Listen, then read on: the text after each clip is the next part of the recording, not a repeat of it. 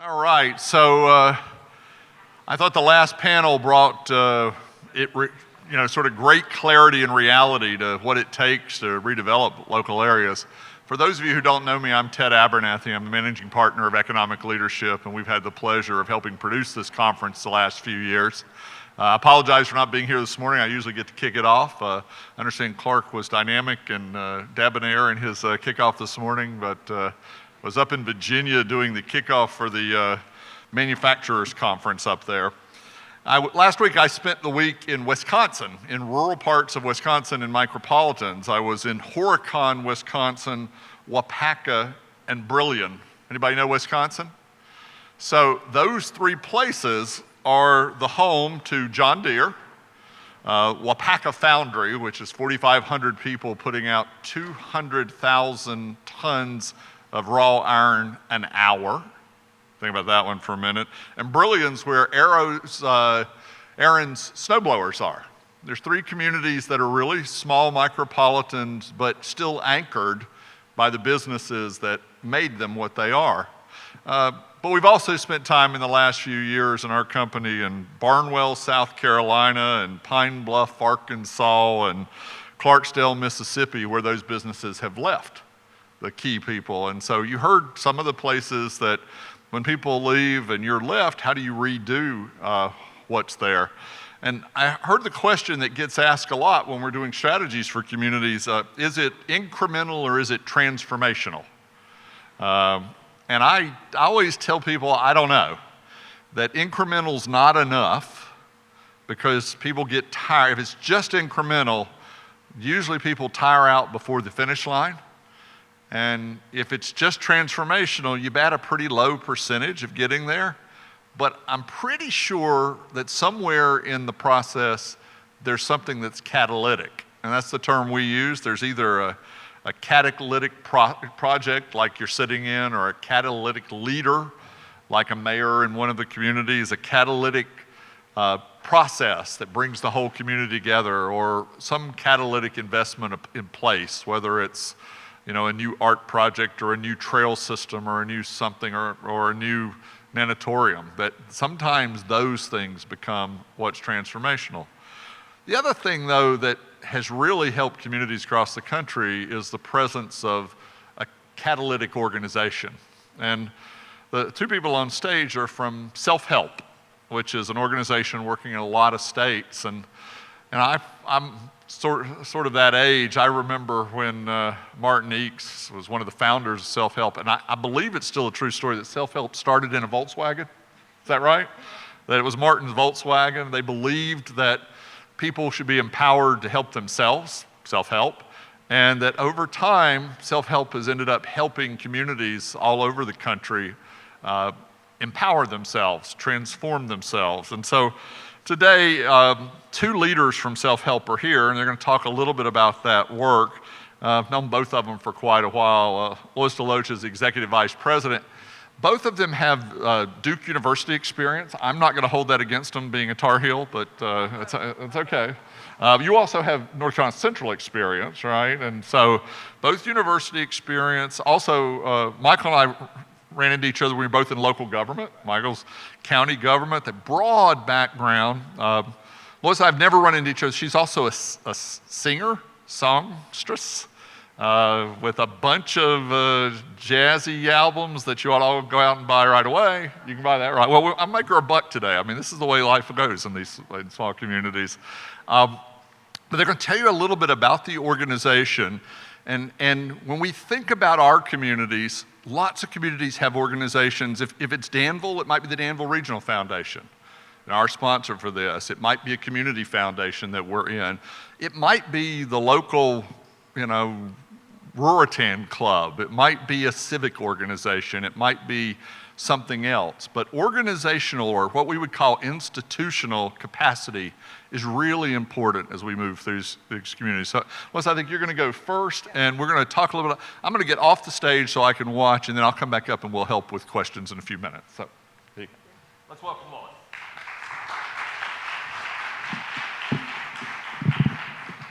Thank you so much, Ted. Good afternoon, everybody. I am particularly delighted to have been asked to participate this afternoon because you're around my stomping ground. I'm from Northampton County, which is about 45, 50 miles away, and I was thrilled when I looked on the participant list and I saw that there are people here from whether it's Wilson or from Paul D. Camp Community College in Virginia, where I had relatives who went to school and worked in that area. And part of my commitment throughout my professional career has been to work with organizations, community groups, all who are working together to try to advance and support particularly underserved communities. So today we just want to give you a brief overview of self-help, who we are, what we do, how we do our work, and then Michael will come and tell you about some of the specific projects he's been involved in. In fact, I was also thrilled to see Evan Covington Chavez in this room, who was a former self-helper. And I laughed half-heartedly saying, Evan, you know more about self-help than I do. Have been affiliated with self-help now for about 15 years. Michael's going to talk a little bit about how we really got to know each other in my role in fundraising at Duke University. And over 21 years, the last 7 years was devoted to corporate foundation fundraising. And the bulk of the money I raised in my $6 to $8 million portfolio was funding that went through Duke directly into community projects. And one of our key partners, and it was called the Duke-Durham Neighborhood Partnership at that time, was self-help. And we'll talk a little bit about some of those projects later. So there are any number of reasons why I'm thrilled and feel very delighted to be here today. So our mission is pretty clear there on the screen. It's a mission that we really do live out every day to protect, create and protect ownership and opportunity. See there, especially for people of color, women, rural residents, and low-wealth families and communities. Self-help is one of the largest CDFIs in the country, community development financial institutions in the country. We are nearly 40 years old. We will be 40 years young next year. Under the self-help umbrella, there are several distinct entities. And as Ted aptly put it, our name reflects what we stand for, helping people help themselves. It's that old adage, you know, you give a man a fish, it's one day, but you teach him and support him in his endeavors, then it can potentially be a lifetime. So under the self-help umbrella, there are 4 primary organizations. It's the credit unions, which we're very large. A lot of folks who knew self-help in its early years don't realize how large we are today. A lot of our growth over the last 10 years has been through mergers and acquisitions of other credit unions around the country. So here it's the credit unions in North Carolina and South Carolina, the Ventures Fund, which we'll talk a little bit more about later, the federal credit unions, which we now have presence in California, large presence in Chicago. In fact, I'll flash a screen here for you, but what was Seaway Bank in Chicago, Illinois, which was at one time one of the largest black-owned banks in the country, is a self-help entity now. We still brand under the Seaway name, but it is self-help. And the Center for Responsible Lending, which is where I spent my first 5 years at self-help as a lead fundraiser. CRL is a very unique research, policy development, advocacy entity located in Durham and Washington, D.C. We were very instrumental in helping to found and launch the Consumer Financial Protection Bureau. My colleagues on a regular basis testify on Capitol Hill. Our focus is anti-predatory lending. Part of our focus in terms of creating wealth and helping close the wealth gap, not only are we trying to provide fair financial services, we're trying to protect vulnerable communities from predatory lending, because it matters very little if you can earn a decent living, but if someone can legally, by day, swindle you out of that money legally, it is not very helpful in terms of trying to close the wealth gap. Oh, let me go back here. Ted alluded to this. Self-help again started about 40 years ago. in Durham. And it was conceived, Martin Eakes and his wife Bonnie Wright and a number of others. It was really originally supporting worker-owned cooperatives right here in this region. For example, some of you may recall there were a number of, whether they were textile mills, sewing factories, and there was a big movement to try to have worker-owned industries. And that's how they started, with funding from a bake sale, $77.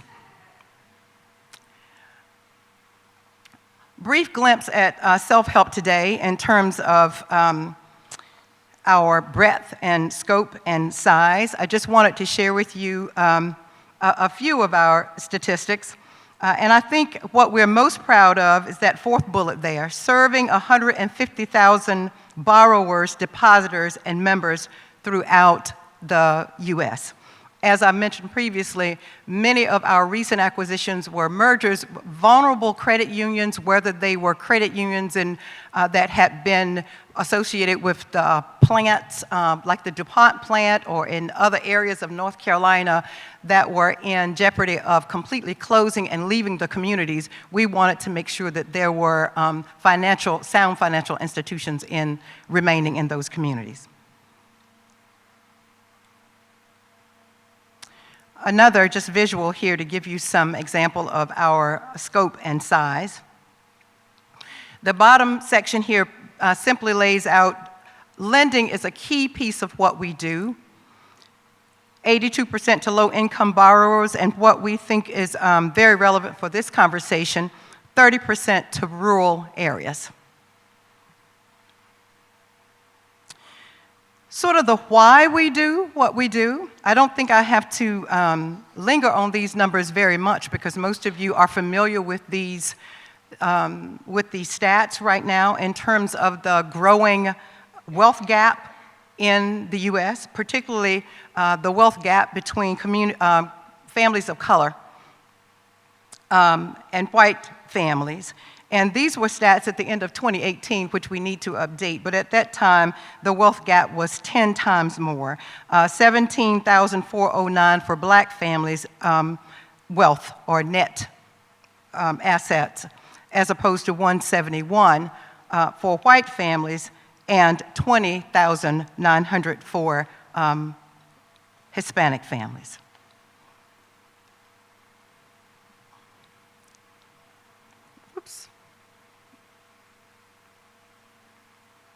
Tricky.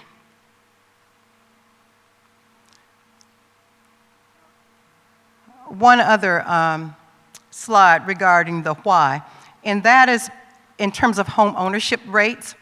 Even with, regardless of volatility from time to time in the housing industry, we still believe that home ownership is one of the primary ways low-income families can build wealth and move into the middle class. And as you can see from this graphic, there's still a gap and a growing gap in terms of home ownership rates in the U.S. So just a little bit more about what we provide. Fair financial services. As I mentioned before, we are in a number of states now: California, Florida, Illinois, North and South Carolina, and we've absorbed a lot of legacy credit unions. In North Carolina, for example, if you can see in the western part of the state, we have a good bit of presence there, whether it's in Maiden, North Carolina, Old Fort, Asheville. We've been in those communities for more than 25 years. And then, of course, Durham, Greensboro, and here in the eastern part of the state, including Windsor, and we have a de novo branch here in Rocky Mount.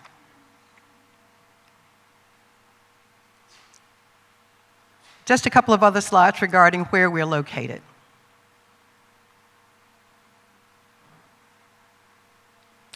California is a huge market for self-help. And as you can see from this map, we are in Oakland. We have a fairly large presence in Oakland, as well as from San Diego up through Chico. And I mentioned previously Seaway and Second Federal, which is located in a little village in Chicago.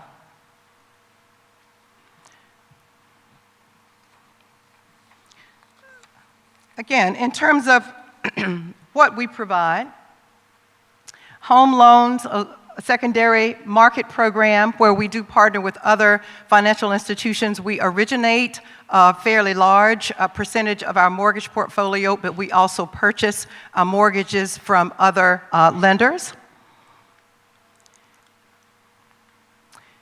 We're very proud of what we've been able to accomplish in our lending to small businesses throughout the regions we serve.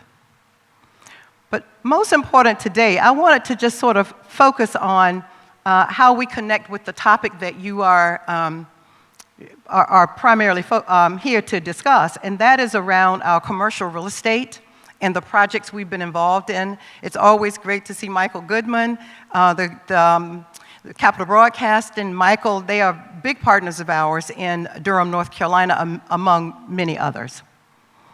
As you can see here, and as we've listed, we restore historic buildings and generate new community assets.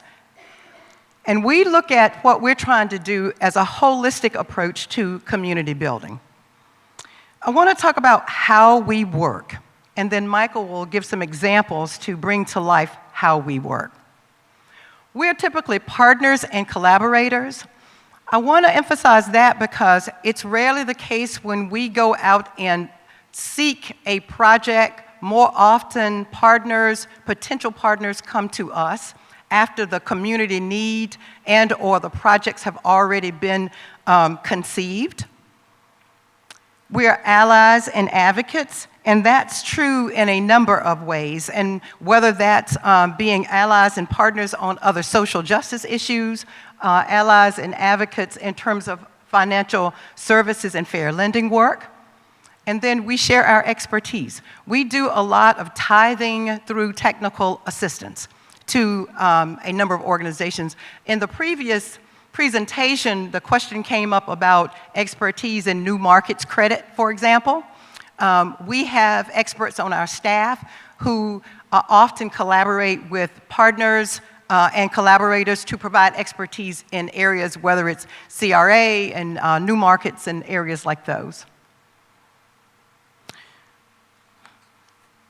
Final slide for me here in terms of just an overview. Here's how we typically work. We listen. We try to go into conversations and to communities to understand the history and what's going to be or needs to be accomplished, or what folks are seeking to accomplish. We want to take stock of individual and institutional assets, and that was mentioned quite a bit in the previous panel around what resources are coming to the table, who are potential collaborators and partners when you are looking at thinking through and pre-planning even for projects. Really important is number 4. We tend to align our projects with our core values, and that's with a lens and focus on social equity and justice. And one of the questions there really for us is, who is going to benefit from this? Our goal is to ensure that the folks in the communities are the primary beneficiaries at the end of the day when the projects are completed. Whether that means ensuring that we include minority vendors, minority contractors, as well as the housing units, for example, or the development that we are bringing online, will a significant amount of that be available for the communities we're seeking to serve.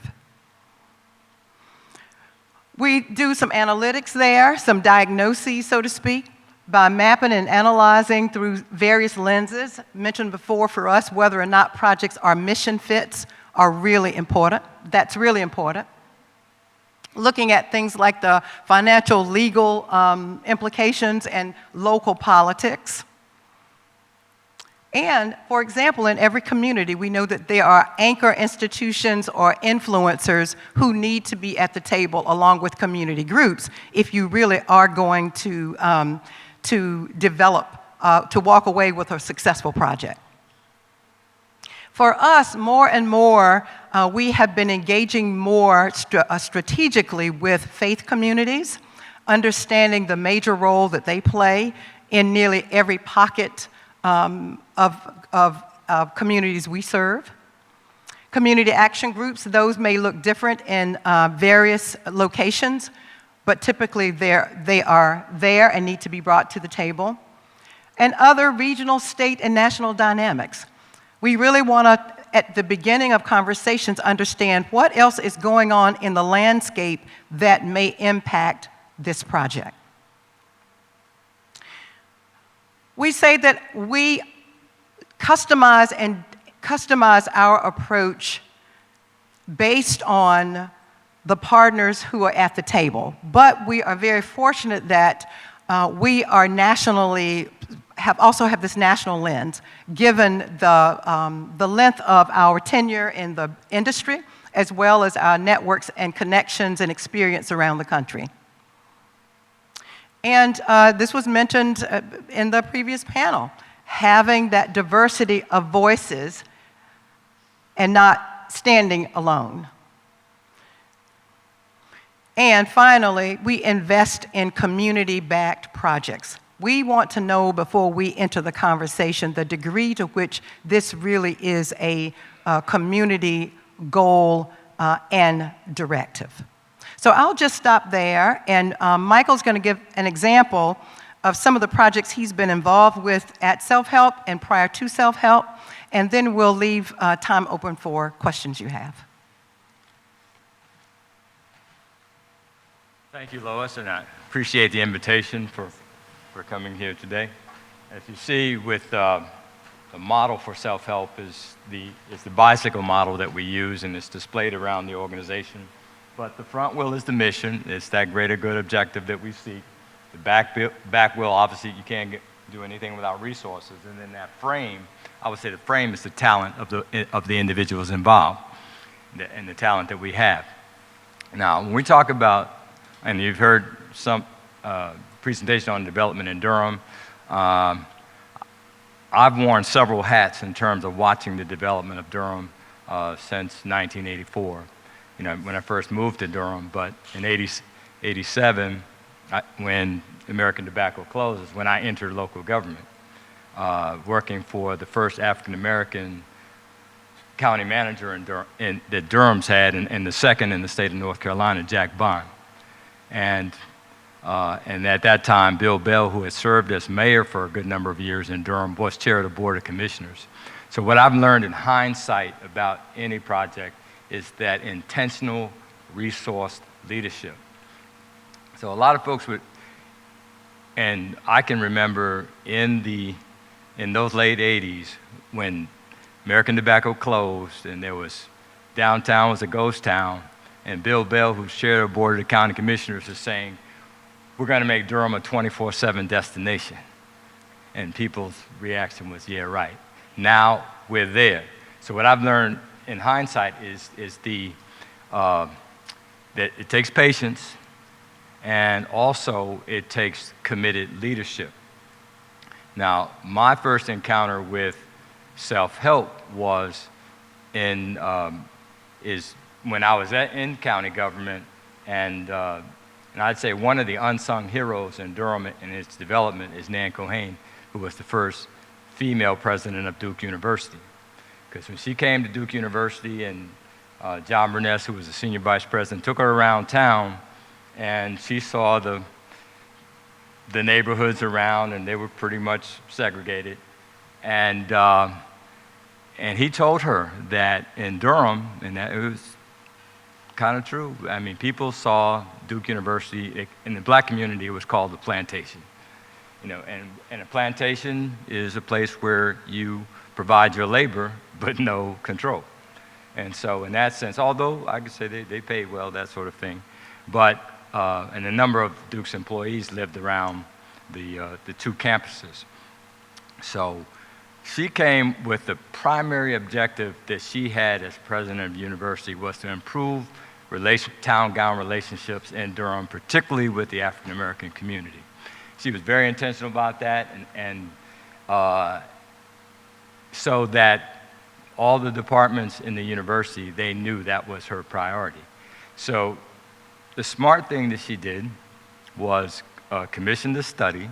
It turns out that Bill Bell, who had been an elected official in Durham since '72, was out of office for 2 years, and that's the response to school merger in Durham, which is, I think, the real first domino to Durham's growth, because there were so many folks that, as you had the Research Triangle Park, and a lot of the growth was going to Wake County, and there were a lot of companies that were saying, I don't want to come to Durham because it looked like you got a segregated school system.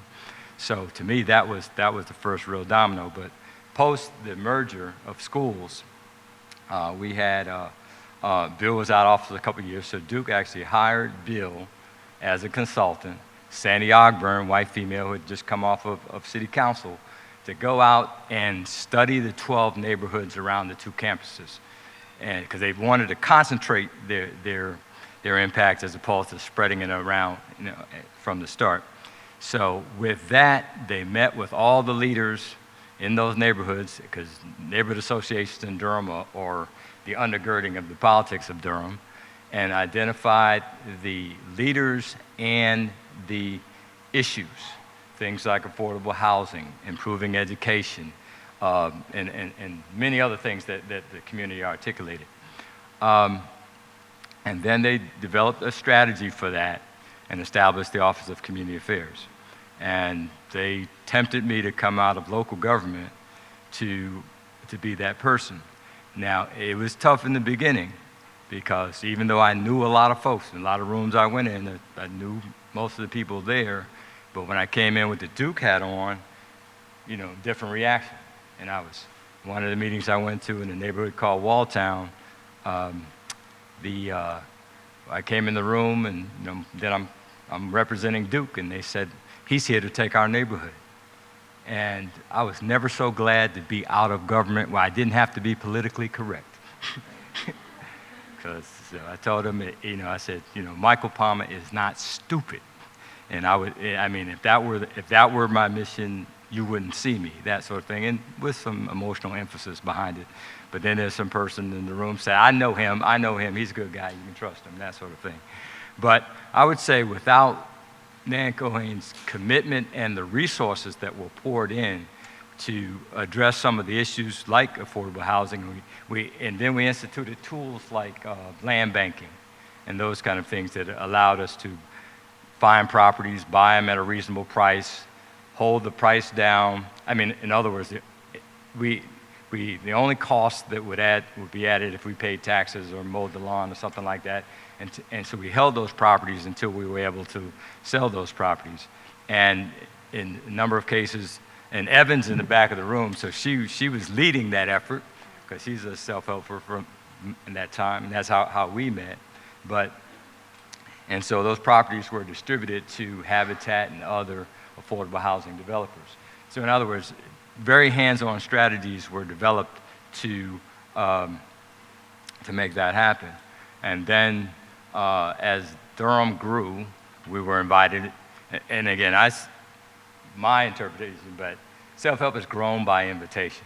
There's been other communities, because in Durham it got to be, okay, why is Duke just focusing? And the way it happened was Duke would put up some money, put it in Self-Help's Ventures Fund, and that would provide the resources. And then other funds were blended into the Ventures Fund. Again, Lois mentioned that she was in the development office at Duke, so she takes some of that money that landed there. But so we were able to, again, buy properties, hold them, and try to get them distributed to families that were first-time home buyers, et cetera. So with so land banking is one of the tools we use. We have projects in Chapel Hill, we have a land bank. In the southwest central Durham, we have a land bank. We have now one in East Durham, and I think that, and also we've done some work in Greensboro too. So again, we get invited, we work in the community, because one of the things that I get personally involved in is establishing a community advisory committee around our projects. And So the people that we go for, or I'm looking for, is the most vocal, maybe pissed off person in the neighborhood, and get them involved in a way that they feel that they're having input. And in one of our land banks, we have a community allocations committee. So anyone who's interested in a particular property, and sometimes that could be a small real estate person or whatever who thinks, okay, I see this nice property, I think I like it. So we take them to the advisory committee and present them and let them make their case. And that will help them decide whether they are a good fit in that community, and the community can, let us know if they feel like that's a good relationship. So we've been, again, involved in quite a lot. And what I wanted to share with you is just, some of the things from my vantage point in the places and spaces that I've been in, again, local government, Duke University, now self-help the last 8.5 years, is the approach, and there were some questions that came up in the last session with regards to working with community. And over the years, I've written down some lessons learned, and actually, myself and a number of other folks, there's a book on community engagement that was written in the Extension Department of North Carolina A&T University, so I've got a contribution to a chapter there, but some of my lessons are included in that. But one of the things in working with community, you want to import credible expertise. There's, if you're talking about affordable housing, people need to understand what that's about, because really affordable housing is all about subsidy. There's two sides of that equation. There's either raising incomes so people can afford them, and a lot of us don't have a whole lot of influence on that, or, because when I'm in community and I try to explain a concept like affordable housing, I say, well, folks, land costs what it costs. The market determines that. Now, the folks that are building the house, you want them to have a living wage. So you add all those, you stack those costs, and you get a value. There's not much you can do to change that, not unless you introduce a subsidy somewhere. And so it helps folks to appreciate that it's not just asking for it and you get it. You have to understand how it works and then how you apply the resources that you might have, because if you need that subsidy from local government, then you stack the room or at budget time to make sure that there's monies that are set aside, just as in Durham recently passed an affordable housing referendum that was substantial. So I think that's going to have a great impact. So one of the things too, another lesson, and I mentioned it, touched on it, but you have to identify the Pied Pipers in your communities, and that's not just the labeled people. You have to get in the community and understand who the community responds to. There's a community, Southwest Central Durham, where there's a lot of folks out there making a lot of noise, but there was a guy, Mr. Womble, who no one knew. If you're not from that community, very quiet, very nice, very humble guy. But, you get his blessing, you're all set, So Mr. Womble played baseball, I played baseball, we had a lot in common, Then it's constructing relationships of trust. And trust is something you have to earn. It's not given. And communities of color, we're very relational. So and I got to tell folks, people in the community, they can read your soul. They can look at you, and so they've heard so much bullshit and they've been studied to death. I don't know how many times I've entered a community and they will tell me, not aimed at me, but we're not your lab rats, because they've seen so many studies that didn't materialize into anything. And so you have to understand that how people feel. Evan in the back of the room, I'm going to, elevate her because she understood it. You know, she was team leader real estate in with self-help. And when we first went in the South Side, there was one of the women there that was one of the community leaders, and she had some health issues. So rather than lead with, okay, this is our mission and what we want to do, Evan, you know, established a relationship with her that came from her heart. That said, you know, maybe you need to get out and walk some. And so Evan would go over her house and go out and walk with her.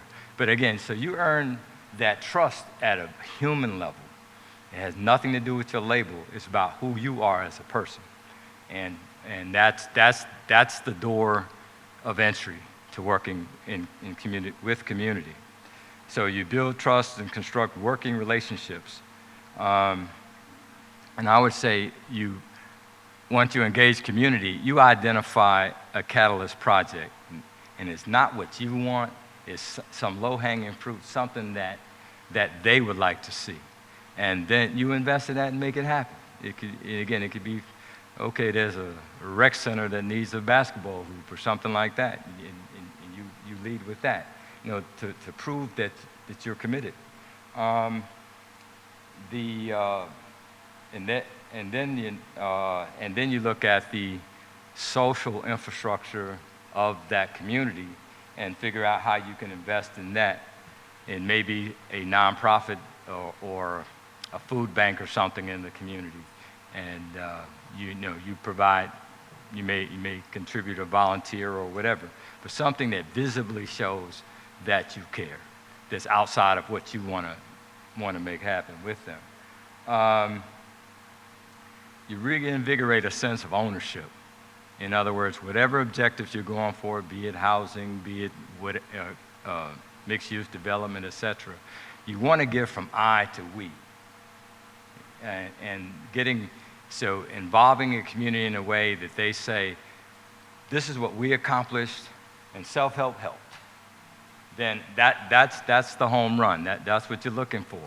And then what's crucially important in whatever project that you're seeking to accomplish, that you have a facilitated, emphasize facilitated community strategic planning process.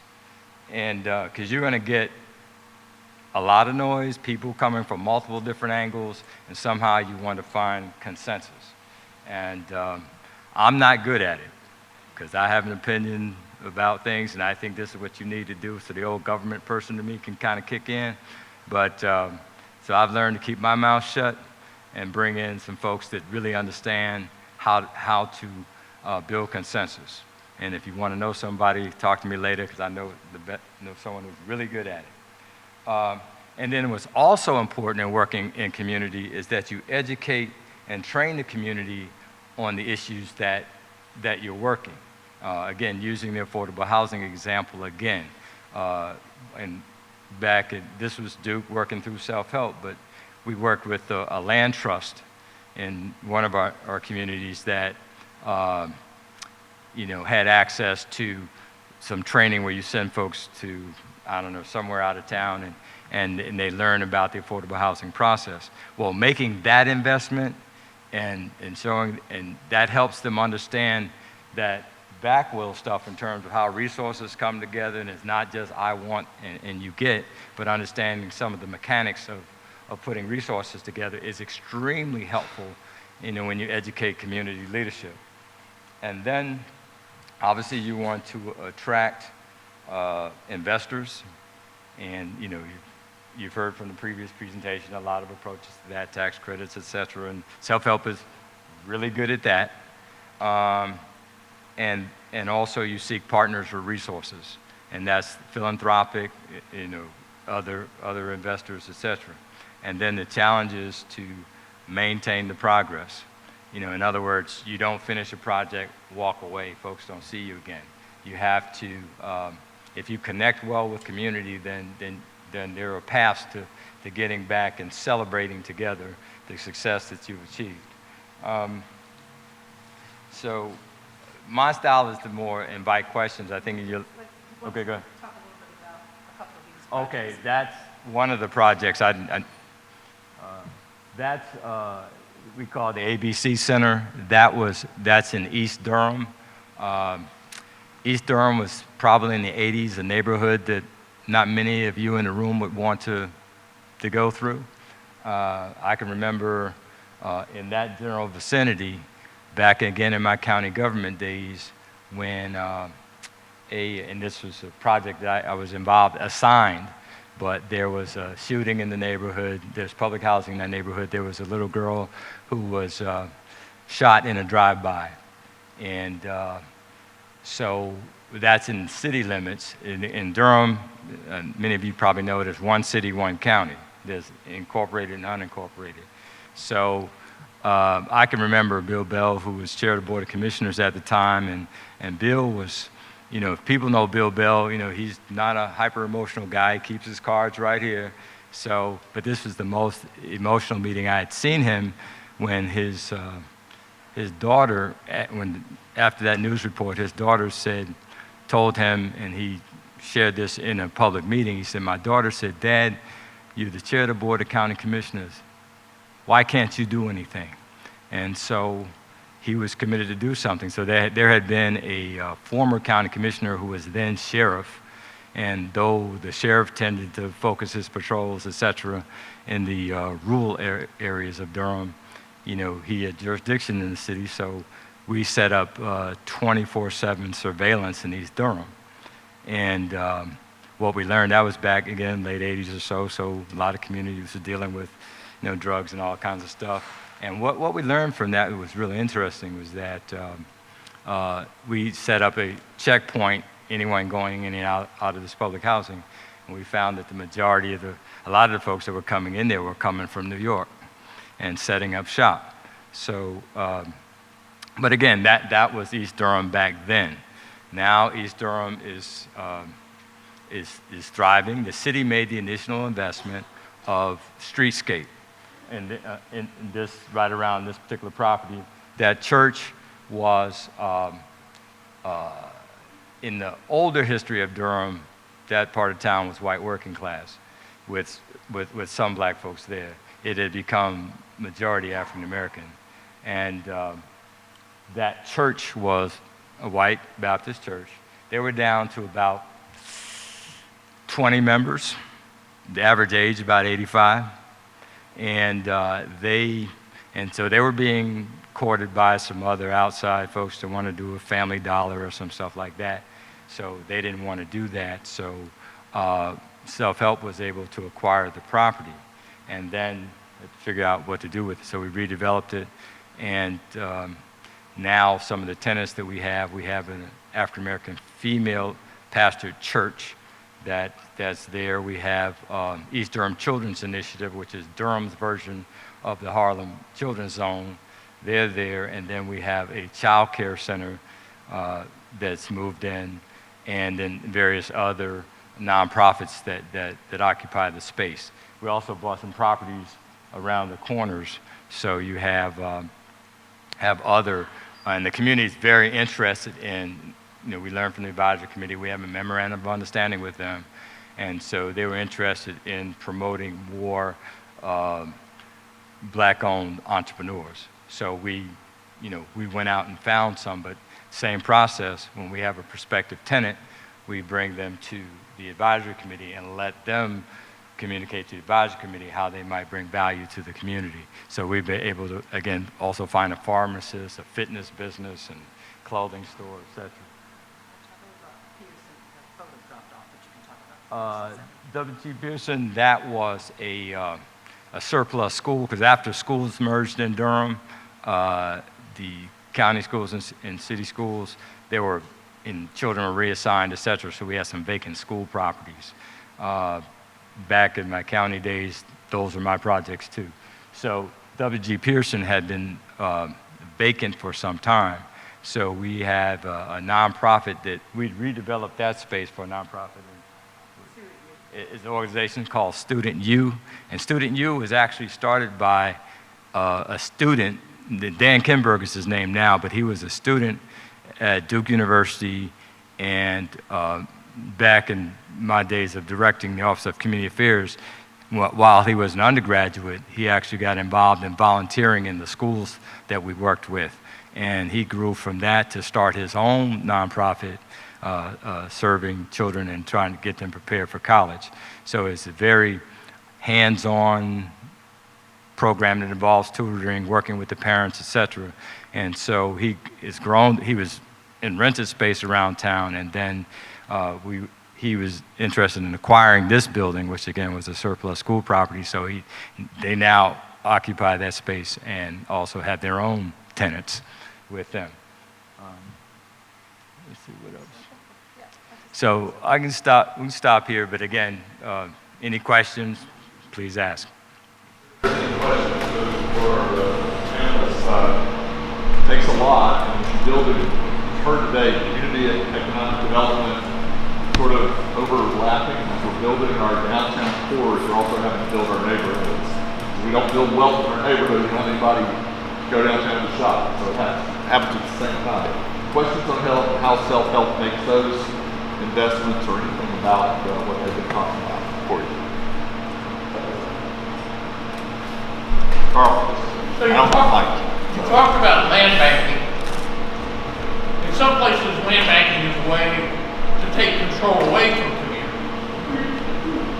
And in some places, it's a means of engaging community. Can you talk about how you're doing land banking so that it actually engages community rather than creating real estate properties for later development? Where we have land banks is not, again, we don't initiate, we respond. So, for example, we have a land bank in Chapel Hill, and Evan can tell you the story as well as I. But having established a land banks in Durham, where Duke is the primary resource provider, there were some folks that, well, one in particular that worked at Self-Help that lived in Northside in Chapel Hill, and that was an area, again, area of the black working class, and their ancestors had been involved in building UNC. And so they were in a situation where, and we've had some neighborhoods like that around Duke too, where easy money is go in, buy a house, and have a student stuffer. You charge students $600 a head, and you stuff as many in there as possible. And you see games like, the cities and towns will have a restriction on the number of unrelated parties you can have. But so what the landlords would do is just have 3 students sign the lease, and the others are guests, but you're still charging 600 students. So if you get 10 students in there, you make a lot of cash. So that game was kind of rampant in the Northside neighborhood, and it was pushing a lot of these, historic black families out of the neighborhood. So having established that model in Durham, so we were invited to come to Chapel Hill to see if we could develop a similar model, which involved meeting with the then chancellor and their development office to see if we could get them to put some resources on the table to fund the land bank there, which they did. So, and I tell you, the beauty of that operation is, and if you're going to do work like that, what we've learned is, like we have advisory committees, but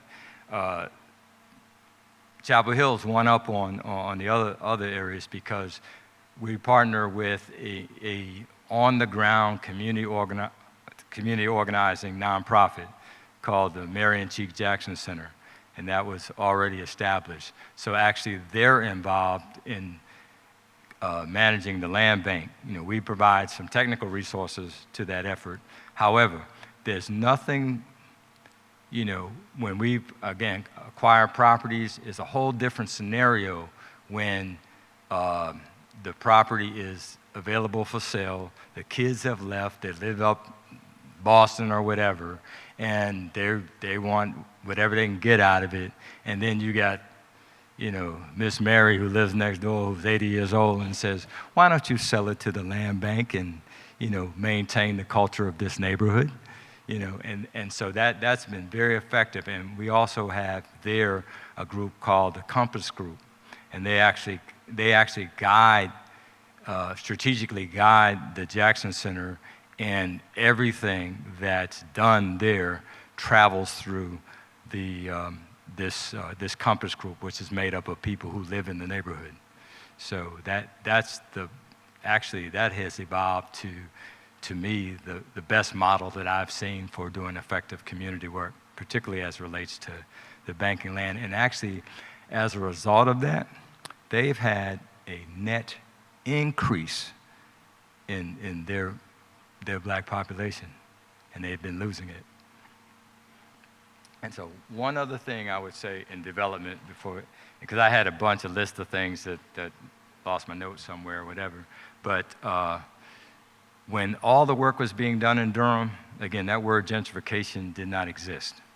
And I would say what's hugely different today than yesteryear is that the infrastructure that promoted Durham's growth, that was all local money. You know, you had, between the city and county, a couple $100 million of bond monies that funded, I would say, at least 100 projects, you know, in the arts, you know, housing, extending water and sewer, building schools, all that kind of stuff. And the big difference between yesterday and today is that local money cares how, I might have said already, how it touches the ground. We're in a global economy now, and people are still trying to figure that out, but global money doesn't have to care about how it touches the ground. You know, it's just if I'm in China and I'm invested in some real estate project, you say you're going to give me 7%, show me my 7%. And so I think that's what's hugely different today than yesteryear. And then, of course, this generation coming behind, this millennial generation is a very smart, agitated group right now. And so passing the baton to them is going to be much more complex than the baton that us baby boomers took. I was going to make one comment. Thank you, Michael, for those great illustrations. One of the things we're focused on now, and part of my portfolio as a vice president at Self-Help, really is around community engagement and partnership. Really, particularly as we are growing in lots of different regions of the country, we really want to make sure that we are staying true to our original mission to really focus on community-based and community development and community engagement. So I would say, as you're thinking about whatever projects you're considering, you know, if you hear nothing else from us, make sure that from the very beginning, you are involving people whose lives will be impacted when those developers pull up and walk away and whatever the shiny thing is there. Think about, to the degree that you can in advance, the impact this is going to have, not just now, but on generations to come. And we are genuinely committed to saying we want an equitable world where, when I was a 20-year-old at UNC Chapel Hill, I could afford to buy a house on a part-time job in Durham, North Carolina, and interest rates were 13.5%. So, you know, I could afford to buy a home that then was the basis for other, you know, equity and some type of growth. And we want that for others as well. So just keep that in mind. And if you don't happen to know the right people, keep talking to folks, ask around, you know, don't be afraid to get outside your comfort zone. You may find that the process of engaging, I remember being involved with the Quality of Life Project in the West End. You know, some of the conversations were extremely uncomfortable, and now these people really love each other, and they're part of the group that's trying to advance the community together. So we just challenge you to make sure that whatever you do, be clear about your intention. Is your intention true community development? Then put the community at the heart of that, knowing that there are all these other considerations as well. So one of the things that we hear regularly is that people don't join stuff anymore. They're not engaged. Let's back up a second. Just start rattling off the boards you're on currently? The boards I'm on currently. Yeah, for somebody who doesn't join stuff. So my MO from the time I was an undergrad at Carolina was that, again, small rural girl who was embraced by lots of people. I'm not going to join anything that's so exclusive other people can't be a part of it. But, so the things that I'm a part of now, I'm Rotary Club of Durham, was past president of Rotary Club. I'm a chair of the board for the Discover Durham, which is a convention and visitors bureau. I'm a trustee for the Mayor Duke Biddle Foundation. I'm Durham Charitable Merchants Foundation. It was a legacy foundation but I've been involved with the Hayti Heritage Center, Durham Arts Council. So, you know, again, I'm sure many of you are involved in lots of local things, but talking about building relationships and bridges across cultures and knowledge base, and Michael and I think probably first got to know each other through, this is 30 years ago, we were co-chairing a United Way allocations committee in Durham. Michael, your current board life? Also, she failed to mention our children went to school together, our sons. Board life for me is kind of hard to say what I haven't been on. But I would say right now, I've just been recruited back. I used to chair the Partnership for Children's Boards. I've been recruited back to serve on Child Care Services Association. Walltown Neighborhood Ministries is a group of 6 church pastors in one of the neighborhoods that we work in, that they look at the quality of life issues in that neighborhood. And so anyways, we have a seat on that board. There is obviously a Rotary member, but go when I can. Yeah, they count that. When she was president, and then, yeah, we have a men's club at my church, I'm on the finance committee of my church. I have a rusty CPA license, so I end up being treasurer at a lot of places. In Chapel Hill, the Jackson Center that manages the land bank, they actually do other things in that neighborhood also. So I serve on their board, and that's my joy, stopping over there every Friday, and because they've got some young, vibrant young folks that care about social justice, and so I get energized by being around them. Let's see, I'm on several committees with the city. Actually, the city has a Capital Improvement Advisory Committee, so I actually had a meeting last night. Got a meeting tonight at the Office of Health Equity and Disparities, and that's at Duke University. They have, in the medical center, they have a situation where they learned a while ago with all this study of genomics and that kind of stuff, and the DNA and how we're all different and that sort of stuff. It's not stated, but to me, if you don't have more people of color in your clinical trials, to me that's a lawsuit waiting to happen, because if you know that your science says, you know, how you react to a drug it might be different for me. So this advisory committee was designed to get more folks involved in clinical trials, and as a result, that's an interesting committee because there's every color in the rainbow involved in that. There's Black, there's Asian, there's Latino, there's Asian Indian, there's everything. So that's again, I got that meeting tonight. So anyways, I'm typically out at least 3-4 nights a week, but it energizes me. The reason for asking that is big organizations sometimes don't seem like they've got their hand on the pulse. And there are not many organizations that are more, I use the word true believers than the self-help crowd. They walk it. But in your community, this idea sometimes is people are busy, they don't have time to help me. And actually the busy people are the ones that are going to help you most of the time. It's people that are disconnected. We'd love to have them, but they're not always going to be part of that. So let's thank Lois and Michael for being here.